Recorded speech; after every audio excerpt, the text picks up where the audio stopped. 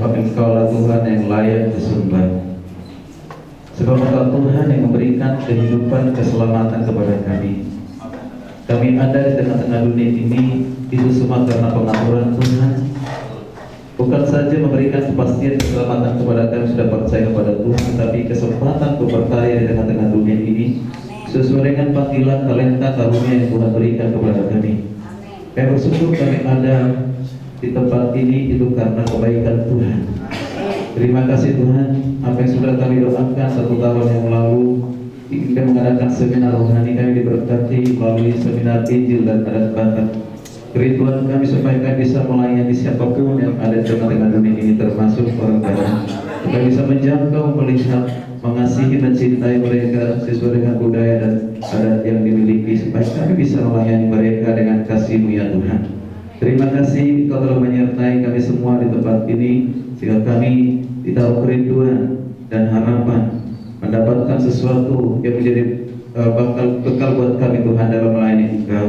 Terima kasih untuk hamba-Mu Pak Pendeta Dr.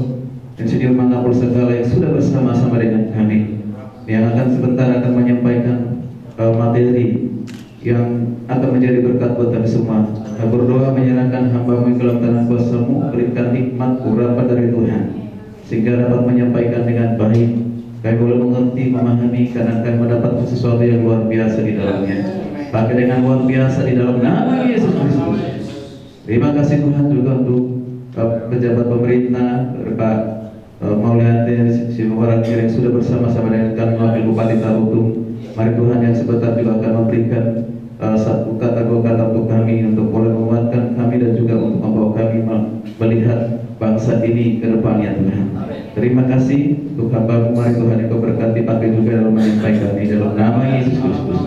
Dan kami semua yang ada di sini, para peserta hamba Tuhan, para pendeta, mungkin ada majelis gereja, semuanya supaya kami boleh bersama-sama mempersiapkan diri mengikuti seminar ini dengan baik, dan kami pun diberkati oleh Tuhan.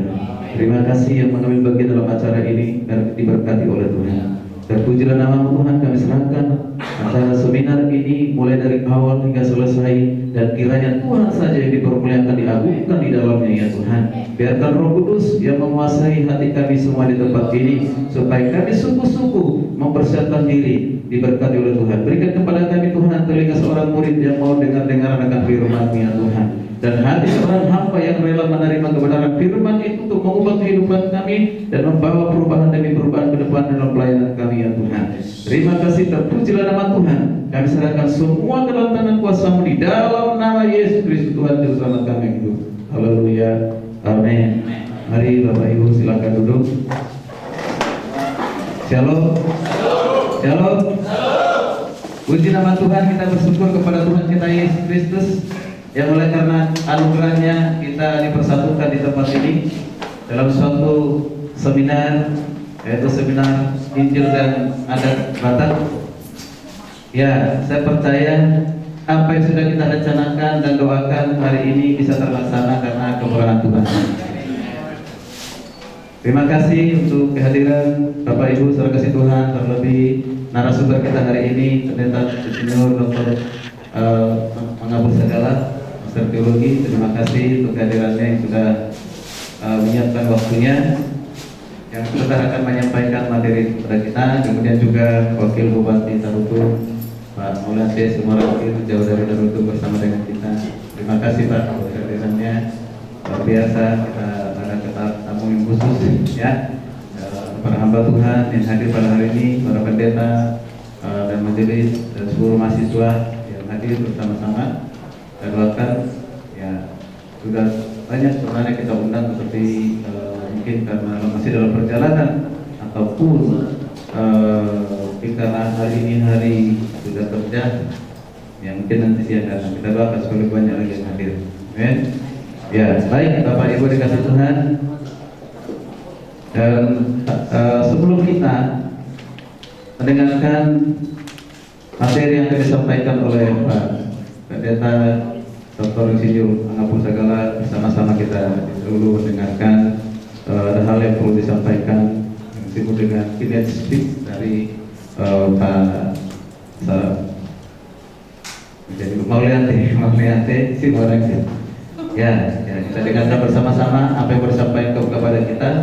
Jadi berkat bagi kita di awal dari seminar ini. Nanti setelah itu kita serahkan langsung kepada moderator untuk acara ini sampai selesai. Terima kasih. Hari Tuhan Yesus memberkati. Kami persilakan dengan hormat.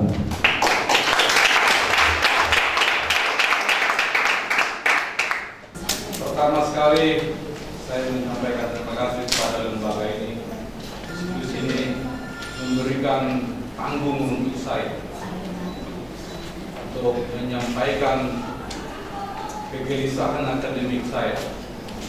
Saya adalah Mauliante Simorakir. Saya alumni kebijakan publik dari Universitas Erlangga Jakarta. S2 saya dari ekonomi pembangunan dari Universitas Kuala Banda Aceh. Dan S1 saya dari IKIP Muhammadiyah Jakarta. Saya selama ini bertugas di Kementerian Pendidikan dan Kebudayaan dan terakhir saya di Lembaga Ketahanan Nasional, khusus membidangi kajian internasional. Jabatan saya terakhir Direktur Kajian Internasional. Dan sampai saat ini saya sebagai Wakil Bupati 2014 sampai 2019, saya masih dipercayakan sebagai narasumber khusus kebijakan publik, otonomi daerah dan diplomasi. Jadi kalau ada tamu dari luar negeri, kalau ada diskusi-diskusi ilmiah di rumah, saya masih diundang, tapi dengan biaya pemerintah dan kabupaten tertentu. Karena tidak boleh menerima 2 kali transportasi dari dana pemerintah yang sama. Baik, saya sampaikan tidak sambutan, tapi keynote speech, sambutan kunci-kunci dari seminar nasional yang disampaikan. Yang pertama saya menyampaikan salam dan selamat pagi dan salam sejahtera bagi kita semua. Salam. Yang saya hormati Rektor STT Kataros Indonesia Bapak Dr. Abdul Sarputa, Master Teologi, Bapak para aktivitas akademika STT Kataros Indonesia, panitia seminar Dr. Insinyur Mengaku Sadara Master Teologi, khususnya ketua panitia Bapak Ali Cinglio Teologi, serta beberapa undangan yang saya hormati.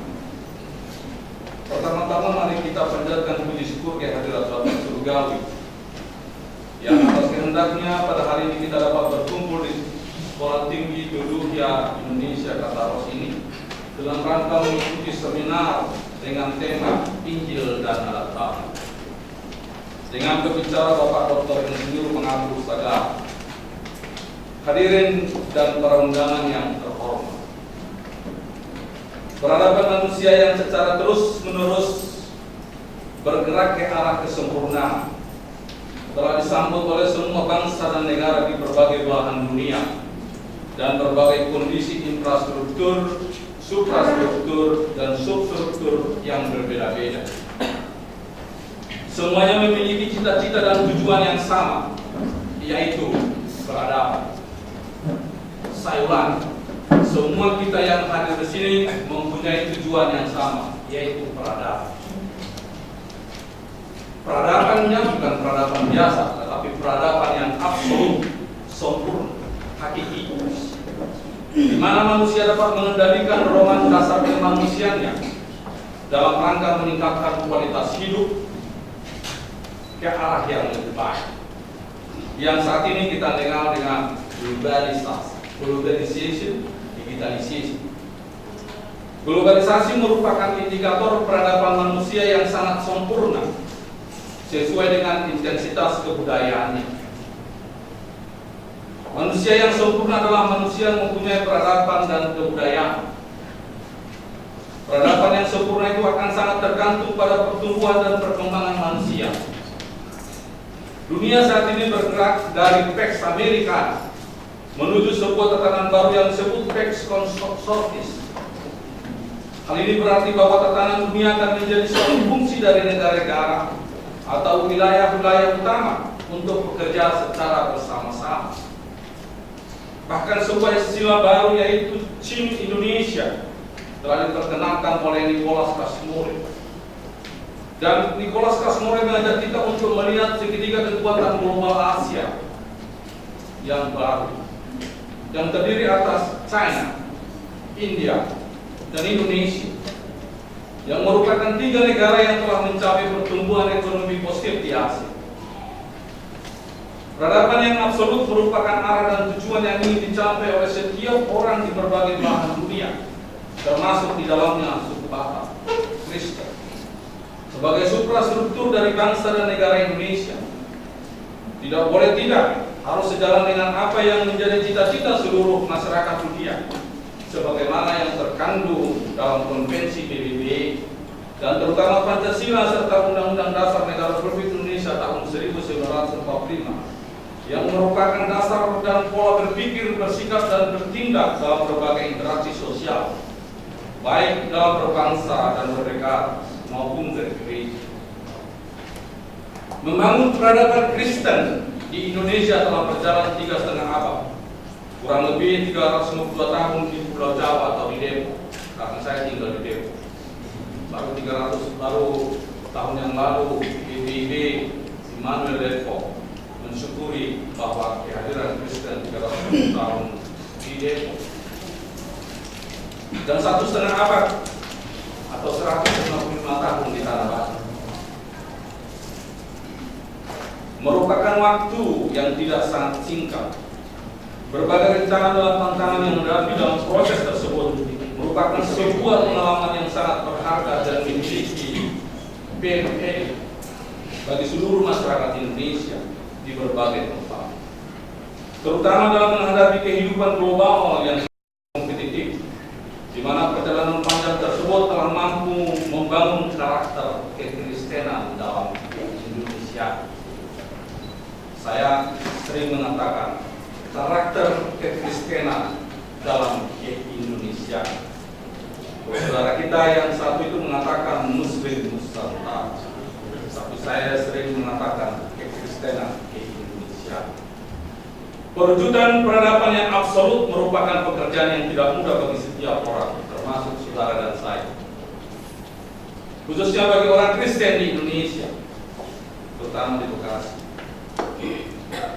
Di era keterbukaan informasi, komunikasi, dan teknologi informasi, serta kemajuan transportasi yang sangat cepat, dapat menembus dan mendobrak tembok-tembok ruang privasi yang seluruhnya berimplikasi terhadap kehidupan sosial ke arah yang lebih sempurna atau lebih buruk, yang artinya tidak lagi bisa menjadi diri sendiri.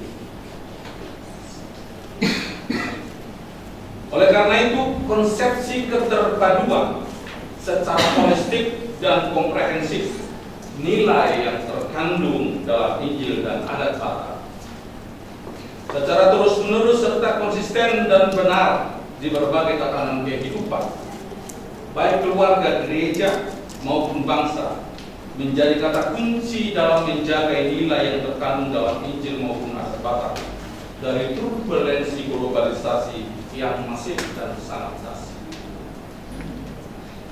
Para aktor pelaku seperti dosen, pendeta, tokoh adat, dan tokoh masyarakat harus menjadi media dalam menjaga kelestarian dan kemurnian Injil dan adat Batak dari berbagai turbulensi globalisasi yang dapat mengerus nilai pranata sosial Batak Kristen yang telah mampu dan teruji membawa orang Batak ke puncak kejayaan.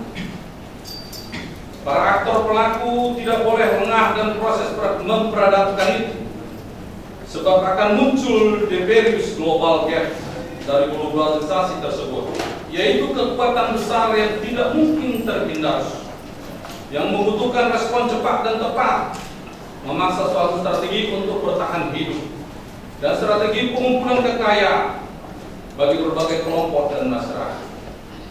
Bahkan dapat mengguncang masyarakat dan kebudayaan, serta menciptakan adanya kesenjangan antara industrialisasi, teknologisasi, urbanisasi, dan konservatisme antar berbagai negara yang berdampak terjadinya kontradiksi budaya masyarakat kapitalis dan hilangnya kohesi sosial kita.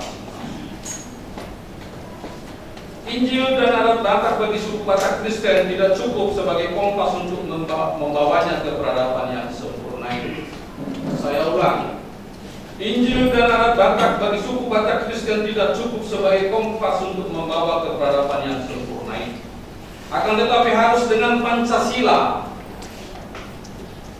Keterpaduan Pancasila secara sistemik dengan Injil dan adat Batak merupakan pilar tembok bangunan yang berdiri kokoh sebagai benteng dan filter dari turbulensi globalisasi yang berdampak luas terhadap multidimensi,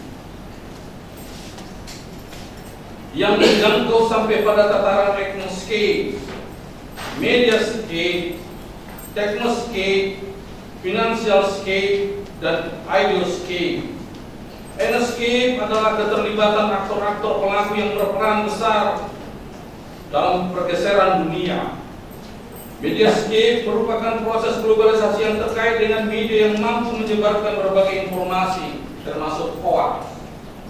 Technoscape merupakan konfigurasi global yang melibatkan aspek teknologi, informasi, transportasi, maupun teknologi lain yang borderless. Financescape merupakan proses globalisasi keuangan yang telah melampaui batas-batas peran nasional. Dan ideoscape yaitu globalisasi berbagai aspek ideologi dan strategi kekuasaan dan penguasa yang kita alami saat ini, termasuk berbagai sahabat-sahabat kita di berbagai internasional yang akan mendirikan negara Islam itu tidak ada. Hadirin yang saya hormati, kajian akademik tentang korelasi Injil dan adat sampai saat ini masih sangat terbatas. Khususnya adat Batak. Lothar Skinner dalam bukunya yang berjudul Adat dan Injil, pertemuan perjumpaan adat dengan iman Kristen di tanah Batak, merupakan salah satu referensi bagi kita dalam membangun kekristenan dalam kebatakan dalam Indonesia. Sebab Skinner mengatakan bahwa adat merupakan tertib kehidupan dan Injil tidak konfrontatif menentang adat. Dan dipertegas lagi oleh Mauliate bahwa dalam budaya Batak Toba termanifestasikan beberapa prinsip-prinsip yang memiliki persamaan dengan prinsip-prinsip good governance. Atas izin Pak Sagara saya sampaikan di sini. Transparansi belum baru saja dikenal oleh dunia termasuk Indonesia. Tapi orang Batak telah mengenal titik indah di Balanga. Itu adalah sebuah transparansi untuk mengatakan dan keterbukaan pikiran kita. Jadi jangan malu jadi orang Batak. Dia telah berpikir melampaui zaman. Tepuk tangan dulu. Artinya keterpaduan Injil dan adat telah terbukti mampu membawa karakter kekristenan dalam kebatakan dalam Indonesia ini, dan membawa orang Batak dapat mencapai membaca kekinian. Oleh karena itu, kajian akademik kita hari ini menegaskan kembali kepada kita bahwa dalam membangun peradaban yang absolut bagi suku-suku yang ada di Nusantara, termasuk Batak, harus tetap atas dasar Injil, adat, dan Pancasila. Yang perwujudannya akan berpola pikir global namun bertindak lokal. Dan jangan ke barat-barat, tetaplah jadi orang Batak. Walaupun Anda sudah belajar ke luar negeri, jangan angkat kakinya kalau datang ke luar. Ya kan? Sekali lagi, berpikir global namun bertindak lokal. Sebagaimana yang diharapkan oleh Presiden Republik Indonesia yang pertama, Bapak Insinyur Soekarno, bahwa kekristenan Indonesia itu bukanlah kekristenan Israel, melainkan kekristenan Jawa dalam Indonesia, atau kekristenan Batak dalam Indonesia, atau kekristenan Nias dalam Indonesia, dan seterusnya. Angin segar dengan adanya otonomi daerah sebagaimana yang tertuang dalam Undang-Undang Nomor